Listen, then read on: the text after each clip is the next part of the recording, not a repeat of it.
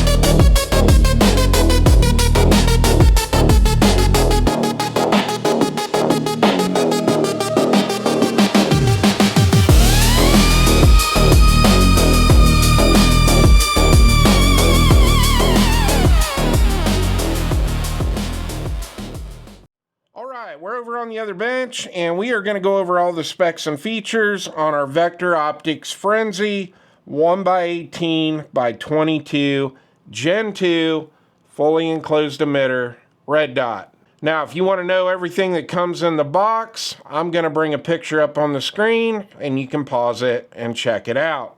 Now, our Frenzy has an overall length of 1.85 inches. The height on this is 1.22 inches, and the width on this is 1.38 inches. And it's got a really nice size window on it, especially for being an enclosed emitter dot. This does have an 18 by 22 millimeter window. Now I want to talk about the footprint on this. This does have the acro footprint, which means you're going to have to mount a plate to your slide, and then this is going to clamp on to your plate.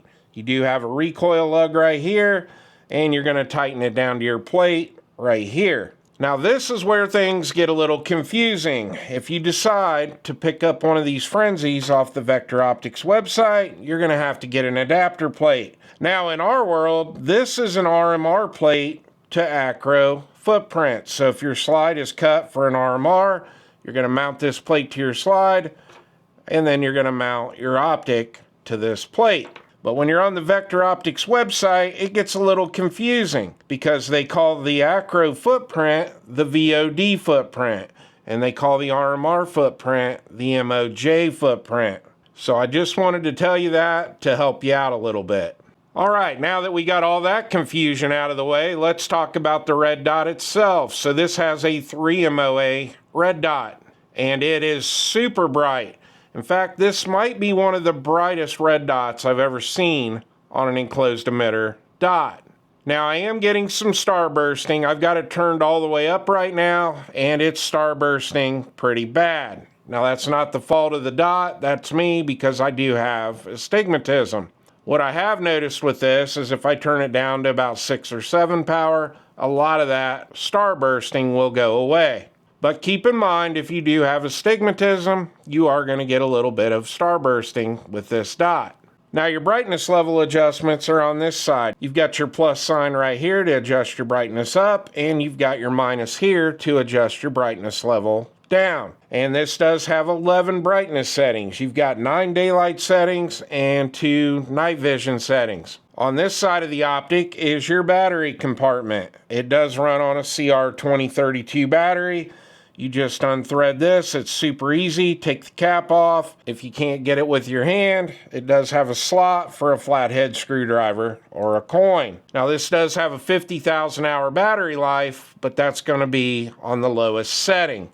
And this does have shake awake, and we are going to test that out towards the end of the video. Now the housing on this is constructed out of 7075 T6 aluminum. It has a matte black finish on it, and it has an IP67 waterproof rating. So you will be able to submerge this optic up to 1 meter for 30 minutes. And with that 7075 T6 housing, it is shockproof up to 1500 Gs. And this optic's got a little bit of weight to it, but it's not too bad for an enclosed emitter dot. This weighs in at 2.26 ounces. Now, one thing I like to do in every unboxing portion of one of these optic review videos is test the windage and elevation to see if they are tactile and audible clicks. So your elevation is here on the top of the optic. You do have an arrow pointing this direction with a U for up. All right, the elevation has got a nice positive click, a nice positive stop in between each click, and they are audible. I like it. Now we're going to check our windage. Your windage is on this side at the top of the optic. You do have an R with an arrow pointing this way. So let's see how this works. Very nice. Nice positive clicks. And one thing that I really like about this optic is it's using a Torx wrench to adjust your elevation and windage instead of a flathead screwdriver like we're used to. Nice little touch there. Now your windage and elevation adjustments are 1 MOA per click, and you do have 100 MOA of total travel on your windage and your elevation. And the last two things I want to talk about, this optic is parallax free, and it does come with Vector Optics lifetime warranty. Now the gun we're testing this on is my Walther PPQ M2. Now this is one of my favorite guns in my collection. I've had this gun for years, and when I got this gun, it was not optics ready. So I sent the slide off to have it milled. Now you heard me say at the beginning of the video that this is probably one of the brightest enclosed emitter red dots I've tested on the channel. And even after I got it out to the range, it was insanely bright outdoors. In fact, I've got this thing turned down to 6 power because it's just way too bright turned up. Now, when you turn the dot down, it definitely cuts down on the starbursting. I'm still getting just very little, but the glass on this is really nice and clear, and it's got a fairly good sized window for an enclosed emitter red dot. Now I shot a couple mags through this at 10 yards just to get a feel for the optic on the Walther. And once I got it dialed in, I wanted to shoot some 10-shot groups. And I was shooting some pretty decent groups with this gun. But I've always shot this PPQ M2 pretty well. Now after I shot the first two 10-shot groups, I wanted to beat up this optic a little bit. So I went back to the truck, I lowered the tailgate down, and I started racking the slide with the optic. I checked the optic to make sure it didn't come loose, which it didn't. I went back to shoot 2 more 10-shot groups, and I'm happy to report that it held 0 just fine.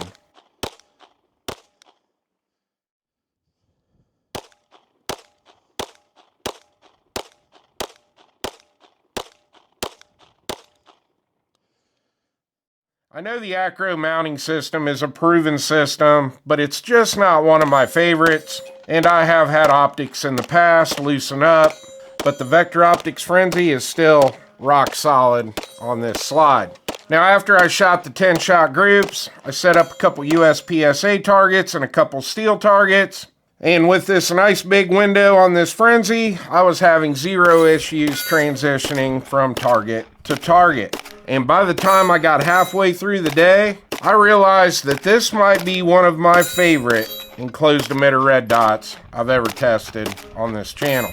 Now, I don't like to test the shake awake till after the range review because the optic's got a lot of rounds racked up on it. It's been racked off the tailgate of my truck, and I just think it's a better test to do the shake awake test after the range. And I'm happy to report that the shake awake is still working just fine.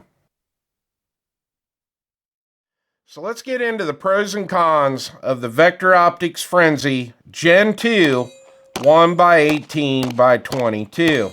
We'll start with the cons first. If you crank this dot all the way up, it does starburst quite a bit. But in all honesty, I don't see why you would ever have to turn this optic all the way up because it is so bright. That sweet spot for me was right at about 6 power. And my second con is just the fact that a lot of enclosed emitter dots like this have the acro footprint. And you have to use an adapter plate and then mount the optic to the plate, which puts the optic up a little taller than what I like on certain guns. Now I've got the slide cut pretty deep on this PPQ-M2, so it's not an issue with this gun. In fact, if I didn't have to remove the rear sight when I had this slide milled and I had suppressor height sights on here, I'd actually be able to co-witness my iron sight. But that's not just this optic, it's pretty much any optic that uses the acro footprint. So now let's get into the pros, because there are quite a few. And since we're talking about the acro footprint, I want to talk about the way they designed this optic. Now we've seen this before with the Gideon Optics Mediator 2. They made a bigger window, but they also lowered the window down to the bottom of the optic housing. And by having that window lower, if you have an optic cut slide with suppressor height sights, most of those you're going to be able to co-witness your iron sights. Now the Mediator 2 was the first optic that I seen where they kind of lowered that glass down in the housing, and now Vector Optics has done it with this Frenzy. We already talked about how bright the optic is. The glass is nice and clear. We have a side load battery, and not only is it a side load battery, it's a very easy battery to change. It's not using a tray like some optics, where you got to take out one or two very small screws, very easy to lose. With this one, you can just use a coin or a flathead screwdriver and swap your battery out pretty fast. The next awesome thing they did is with the windage and elevation adjustments on this. Almost all optics use a flathead screwdriver to adjust the windage and elevation, where with this one, it is using a Torx. And they are very tactile and audible. And after racking up a little over 400 rounds on the PPQ-M2, we never lost zero. My next pro with this is how much protection they put around the front glass. That glass is set back in there pretty deep into the housing, so you're not going to have to worry about scratching the glass on this or the glass getting broke. And the finish on this optic is super rugged as well, because I don't even see a scratch on the front of this optic from racking it off the tailgate of my truck. The next pro with this is the brightness level adjustments on the optic. They are very tactile and audible when you're pushing the buttons, whether you're increasing or decreasing the brightness on the optic. But if you look, they've recessed the buttons back into the optic, and they've also put like a bezel around this. So if you're using this optic for carry and you've got it in the holster and you're driving your car and this is pushing up against your body or whatever, you're not going to have to worry about the brightness level getting adjusted up or down. They really just kind of came up with a perfect design for this optic. So at the end of the day, I can definitely recommend this optic. In fact, this is my favorite enclosed emitter red dot I've ever tested on the channel with the acro footprint. This optic is just damn near perfect. And on top of that, it's just a damn good looking optic. So I really want to thank Vector Optics for sending this out to the channel. This is the second optic in about a month that I've done a review on. They just sent me an LPVO that was absolutely awesome. And I'll link that at the end of this video if you want to go check it out. And I'm definitely looking forward to doing reviews for Vector Optics into the future, because they're putting out some awesome products. Well, I hope you enjoyed the video. Please like and subscribe, and I'll see you on the next one.